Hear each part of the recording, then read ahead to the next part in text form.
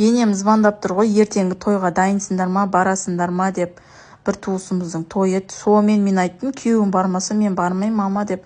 Сонымен барсаңдаршы, бір үйден бір адам бару керек қой депсіз. Сосын айттым, енеме өздеріңіз бара беріңіздер.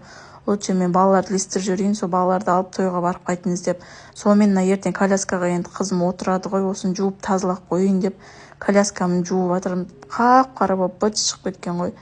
Сіздер күйеулеріңіз бармаса, сіздер де тойға бармайсыздар ма? Мен жалғыз өзім тойға барғым келмейді, күйеуім болмаса. Осылай коляскам кір болып кеткен, жуып тазалап қойдым.